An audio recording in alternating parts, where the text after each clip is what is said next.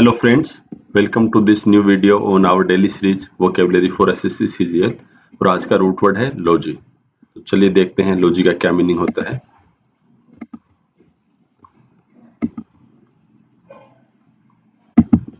सबसे पहले हम ये देखते हैं लॉजी, जहाँ पे एज ए सफिक्स यूज होता है, उसका मीनिंग होता है साइंस या स्टडी ऑफ समथिंग।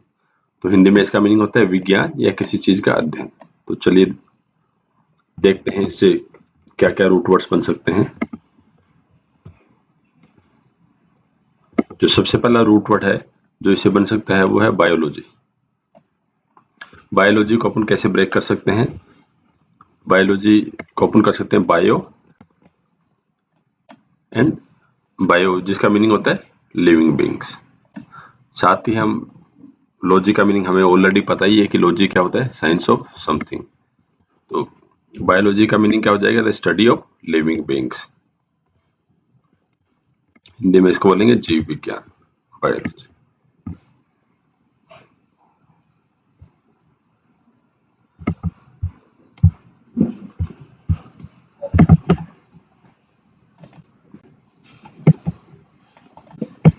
चलिए नेक्स्ट वर्ड देखते हैं। नेक्स्ट वर्ड है इसी सीरीज में जूलॉजी। जूलॉजी को हम कैसे बाइफरकेट कर सकते हैं? जू, जिसका मीनिंग है एनिमल या लिविंग थिंग, एंड लॉजी हमें पता ही है साइंस और स्टडी ऑफ। तो जूलॉजी का मीनिंग क्या होगा? Scientific study of animals and their behaviour. पूरे सभी एनिमल्स की एज ए होल अगर साइंटिफिक स्टडी की जाए तो उसको जूलॉजी बोलते हैं। हिंदी में इसको बोलते हैं जीव विज्ञान। जैसे जूलॉजी के अंदर अलग अलग ब्रांचेज होती हैं, लाइक ऑर्निथोलॉजी है जिसके बारे में आगे पढ़ने वाले हैं। एंटोमोलॉजी क्या होती है? स्टडी ऑफ इंसेक्ट्स होती है।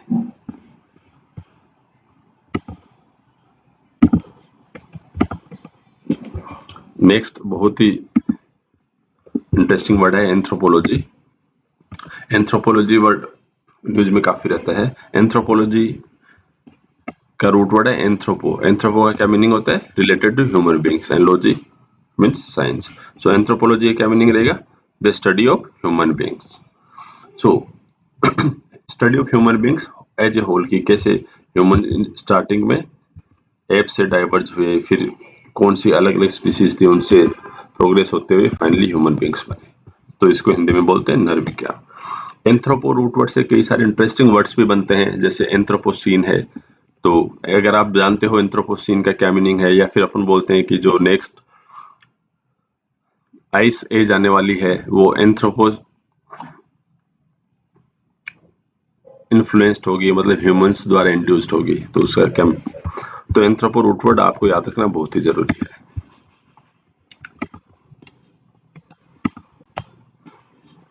नेक्स्ट वर्ड है माइथोलॉजी। माइथोलॉजी मुझे आई एम श्योर कि आप सबको पता ही होगा। सबसे पहले इसको ब्रेक कैसे कर सकते हैं? मिथ। मिथ क्या होती है?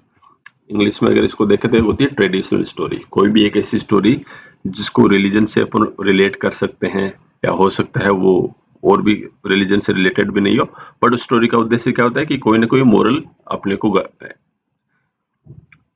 सीख देना, कुछ भी मोरल वैल्यू को इनकलकेट करना सोसाइटी में। तो मिथ को हिंदी में बोलते हैं पौराणिक कथा। और माइथोलॉजी, लॉजी मीन्स साइंस और स्टडी ऑफ। सो माइथोलॉजी का मीनिंग क्या रहेगा? Traditional story involving religion to explain the events. और इसको हिंदी में बोलेंगे पुराण विद्या। जैसे ये इंडियन माइथोलॉजी के कैरेक्टर्स हैं।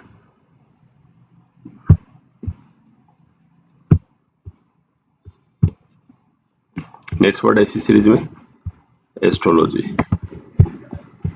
एस्ट्रोलॉजी को कैसे ब्रेक कर सकते हैं? एस्ट्रो को हम ब्रेक कर सकते हैं astro. Astro means related to stars और सेलेस्टियल ऑब्जेक्ट्स। तो चलिए फ्रेंड्स, यहाँ पे सेलेस्टियल का क्या मीनिंग होता है ये आप मुझे कमेंट करके बताइए। Celestial and logy means science और स्टडी ऑफ। तो एस्ट्रोलॉजी का मीनिंग क्या होगा? The study of stars and movement of planets on humans.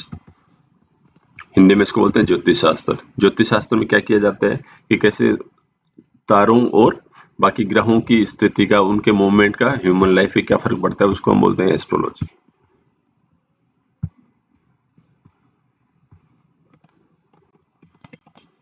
Next word है सीरीज में डर्मेटोलॉजी। ये वर्ड भी आपने जरूर सुना होगा। डर्मेटोलॉजी को कैसे ब्रेक कर सकते हैं? डर्मा। डर्मा मीन्स स्किन और इश्यूज या diseases related to skin. Logy हमें पता ही है। तो डर्मेटोलॉजी क्या होगी? The study of skin and its diseases. Hindi में इसको बोलेंगे त्वचा रोग विशेषज्ञ। डर्मेटोलॉजिस्ट होता है ये जैसा कि आप इस पिक्टोग्राफ से देख सकते हैं।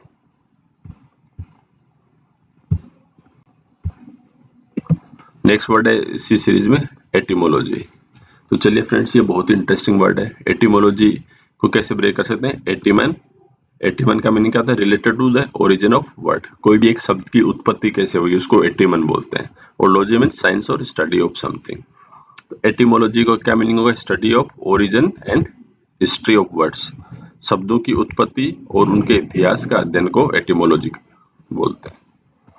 जो अपन पूरी ये एक्सरसाइज है, ये अपनी कुछ नहीं एटिमोलॉजी बेस्ड ही है। अपन भी रूट वर्ड्स में जा रहे हैं और देख रहे हैं कि कैसे किस वर्ड की उत्पत्ति कैसे हुई और उनको एक याद रखने का तरीका अपन देख रहे हैं। तो अपन भी कुछ कहीं ना कहीं एटिमोलॉजी का सहारा ले रहे हैं वो अच्छे से वोकेबलरी याद करने में।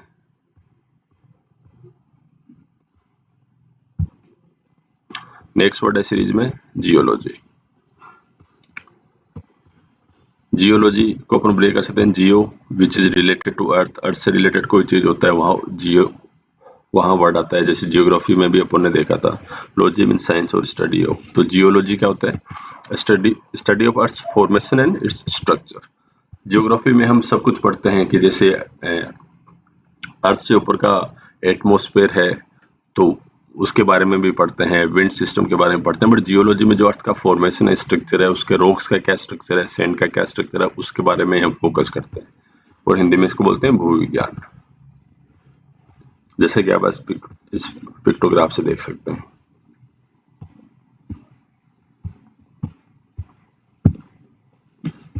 नेक्स्ट वर्ड है अपना सीरीज में इकोलॉजी। इकोलॉजी को हम कैसे बाइफरकेट कर सकते हैं? इको मीन्स इन्वायरमेंट, लॉजी हमें पता ही है। तो इकोलॉजी का मीनिंग होगा study of relationship between living organisms and their physical environment.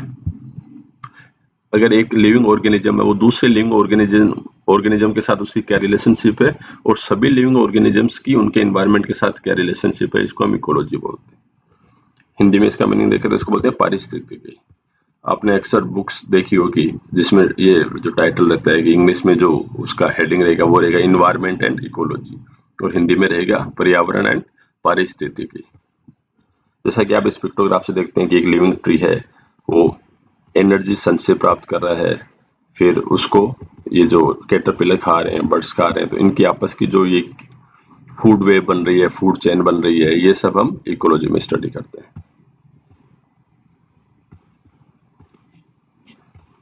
Next word है सिस्मोलॉजी। ये भी आप लोगों ने कहीं ना कहीं सुना होगा। सिस्मोलॉजी को ब्रेक करने के लिए सबसे उसके रूट वर्ड की तरफ देखते हैं। इसके रूट वर्ड का मीनिंग होता है सिस्मोस, इसका मीनिंग होता है अर्थक्वेक। तो सिस्मोलॉजी क्या है? स्टडी ऑफ अर्थक्वेक्स, भूकंप विज्ञान। जैसे आप देख लो कि अर्थ की लेयर से कहते हैं अर्थक्वेक आता है तो कैसा उसका रिचर स्केल पर कैसे उसकी फ्लोटिंग होती है। तो ये सब आता है सिस्मोलॉजी के अंडर। नेक्स्ट वर्ड है आर्कियोलॉजी। आर्कियोलॉजी भी आप लोगों ने वर्ड्स बहुत सुना होगा लेकिन इसका एग्जैक्ट मीनिंग समझना बड़ा ही इंपॉर्टेंट है। तो आर्कियोलॉजी को हम कैसे बाइफरकेट कर सकते हैं? आर्किया, उसका मीनिंग होता है एंशिएंट थिंग्स, पुरानी चीजों के बारे में। लॉजी हमें पता ही है। तो आर्कियोलॉजी का मीनिंग क्या होगा? Study of human history and pre history through excavation of sites and analysis of artifacts and other physical remains.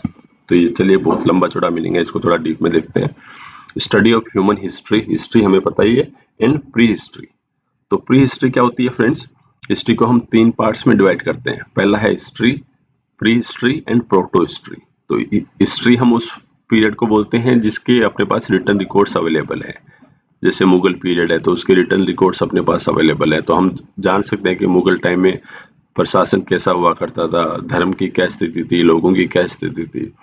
Pre history वो समय है, उस समय के हमारे पास रिटर्न रिकॉर्ड्स अवेलेबल नहीं है, तो हम सिर्फ उनको आर्कियोलॉजी के द्वारा चीजों की खुदाई करके उनसे अनुमान लगा के ही पता कर सकते हैं कि उन लोगों की जिंदगी कैसी हुआ करती थी। तो वो प्री हिस्ट्री का पीरियड होता है। तो समझ गए, सबसे पहले प्री हिस्ट्री का पीरियड आएगा, फिर हिस्ट्री का पीरियड आएगा। बीच में एक पीरियड प्रोटो हिस्ट्री और आता है, PROTO, proto history.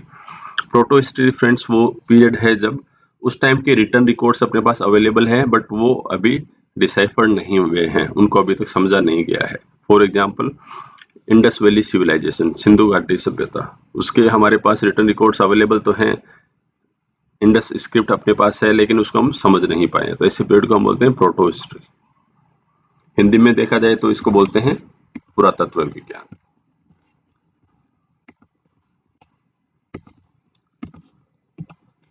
Next word ऐसी सीरीज में माइकोलॉजी, ये भी अक्सर वन वर्ड सब्स्टिट्यूशन से पूछा जाता है।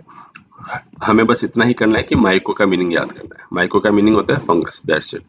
तो माइकोलॉजी क्या होगी? द स्टडी ऑफ फंगस और फंजाई। हिंदी में इसको बोलते हैं कवक विज्ञान। ये आप देख सकते हो कि कैसे फंगस की अलग अलग लाइफ साइकिल होती है, स्पोर्स होते हैं, माइसेलिया क्या होता है, प्रीमोर्डिया क्या होता है, ये सब माइकोलॉजी में कवर होता है। नेक्स्ट वर्ड इसी सीरीज में ऑर्निथोलॉजी। ऑर्निथोलॉजी को कैसे हम ब्रेक कर सकते हैं? ऑर्निथ एंड लॉजी। तो ऑर्निथ का मीनिंग क्या रहता है? बर्ड। तो ऑर्निथोलॉजी मीनिंग क्या है? The scientific study of birds. तो देखा फ्रेंड्स कैसे आपने एक सिर्फ रूट वर्ड आपको पता हो तो आप उस वर्ड का मीनिंग निकाल सकते हैं। अगर नहीं भी निकाल सकते तो आप एग्जाम में 4 ऑप्शंस हो तो उसमें से जो मोस्ट रिलेवेंट है उसको सेलेक्ट कर सकते हैं। इसलिए रूट वर्ड्स पे फोकस करना एक्सट्रीमली इंपॉर्टेंट है किसी भी कम्पिटिटिव एग्जाम के लिए। हिंदी में ऑर्निथोलॉजी को बोलते हैं पक्षी विज्ञान। और ये पिक्टोग्राफ से भी समझना इसलिए है क्योंकि वर्ड्स को अपन याद करने बैठते हैं तो वो सभी याद नहीं हो पाते। अगर आप इसी वर्ड को किसी एक इमेज के साथ एसोसिएट कर लेते हो तो इसको आप 2 बार या 3 बार इस वीडियो को देखोगे, वो भी 2x स्पीड में, तो आपको फिर दोबारा से याद करने की जरूरत नहीं है। पिक्चर्स आपके माइंड में सेट हो जाएंगी। तो चलिए फ्रेंड्स, यही था आज का सेशन। अगर कंटेंट अच्छा लगा तो इस वीडियो को लाइक और चैनल को सब्सक्राइब जरूर कीजिए। मिलते हैं कल डेली वोकैबुलरी सीरीज में। Thank you.